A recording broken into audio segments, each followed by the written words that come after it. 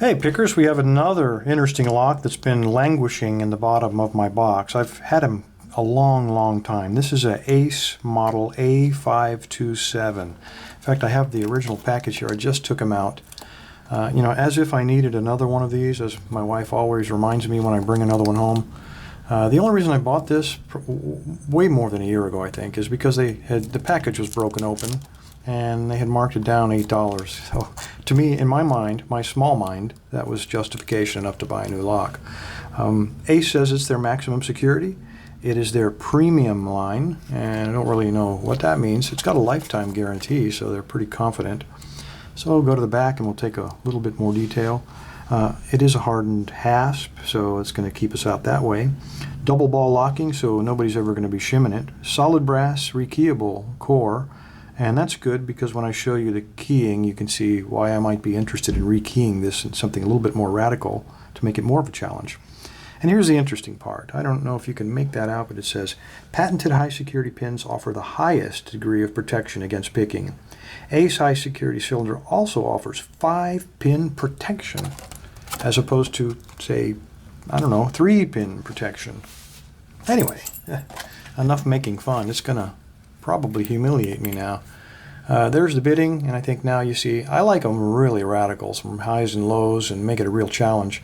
This one has a couple of highs and lows, but in my taste, that's a little bit too even in the front. Leaves it prone to possible raking.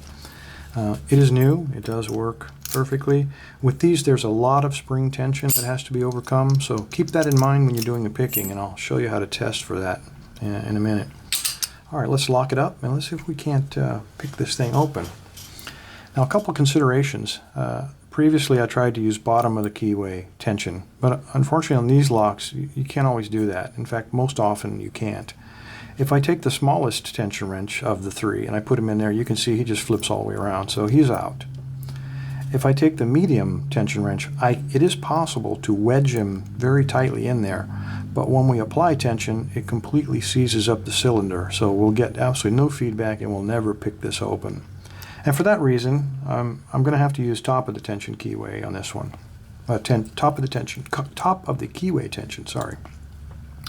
And the only hazard here is that we accidentally pin our first pin. We lock it down by putting the tension wrench up against him, and when we apply tension, it'll wedge him in place. And the insurance against that, at least for me, is when I put my pick in, I'll always touch that first guy just to make sure he's springy. If he's not, then I have to move up the tension wrench. All right, let's go to town here. With no tension whatsoever, I mean literally there is no tension on there, I put my pick all the way to the rear, and then I apply the slightest of tensions.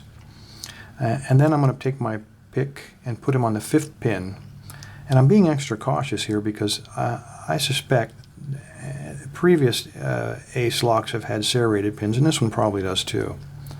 So just the very slightest of tensions, putting the tip of my finger flat against my tension wrench so I can feel everything, and I'll begin applying a little bit of upward pressure with my pick. And just then, I know you didn't hear it, but I certainly felt it on my left finger. It was the tiniest of clicks, followed by another very tiny click, and then a slightly larger click. And that tells me that we have at least one serrated pin, and that's in position number 5. So serrated pins, not all as hard as that people might lead you to believe. If you just count the clicks and you wait for the slightly larger click, you're probably there. And you can always feel that on your left fingers, provided you don't get all scrunched up. Okay, slight click. I try not to overset them. If I'm not sure and I think it might have been the larger of the clicks, I'll stop and I'll move to the next pin. I can always come back and check him later. And I still got some springiness on my first one, thank goodness. So I'll go all the way to the rear. So apparently didn't get everybody set. This time I'm going to apply a little bit more. Again, I touched number 5, and I definitely felt it give in the tension wrench on my left finger. And I got a major shift there. I got a fault set, so we might have a spool in there as well as serrated. Okay, moving forward. Pin 3. I'm getting some real big feedback. If you see, look at my left finger there. So for sure he's a spool. So let's send him home.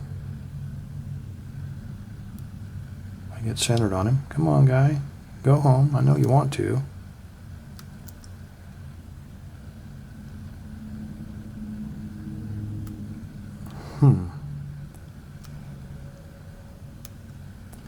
He really is fighting me there. Okay, he definitely went home. It wasn't a click, though, like you would expect. He just kind of slid in there real quiet, like once I put a little tension on him.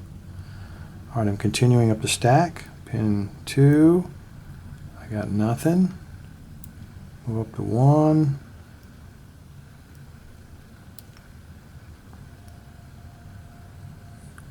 Got a little feedback on him.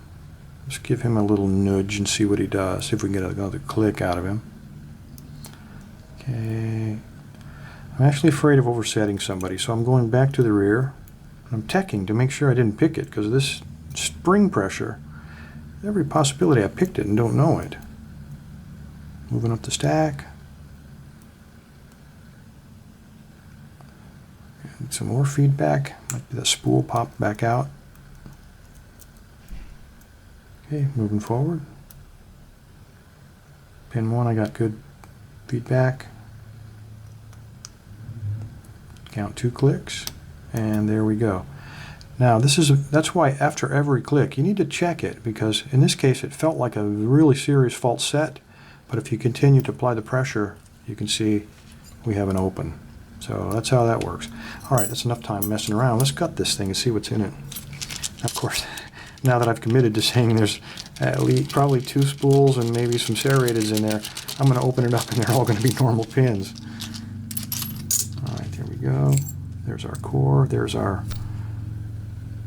disc to prevent us from shimming it, and it's almost like the American one, except we got a notch and it's much tougher. It's thicker, so I won't need to put in 2 or 3 of those. All right, let me move this junk out of the way. Let's look at our core here. Okay, we got to get a pin off of. We got to get that C-clip off of there. Let's see what we can use. I'll use the tip of the screwdriver.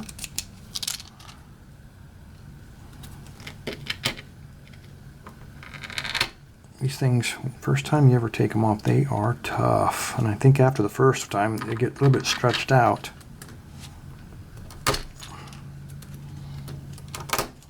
And you know there's a special tool for this, but I don't have $50 to spend on it.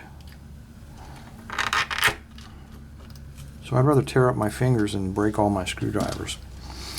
Okay, we still got it. It's still picked. Let's get our... Okay, so let's see what we want to do here. Turn him. I actually want to turn him. I actually have to turn him the other way.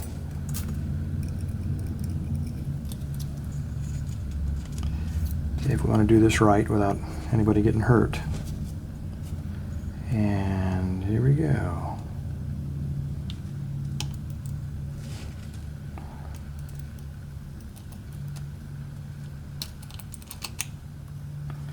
Okay, now we're not back in the lock lab. Oops, let me keep that in your view there. So we have to use something I made here. It's just a piece of paper that I folded into accordion style. We're going to try to dump all of our pins in it. Okay, 1 is a serrated, 2 serrated,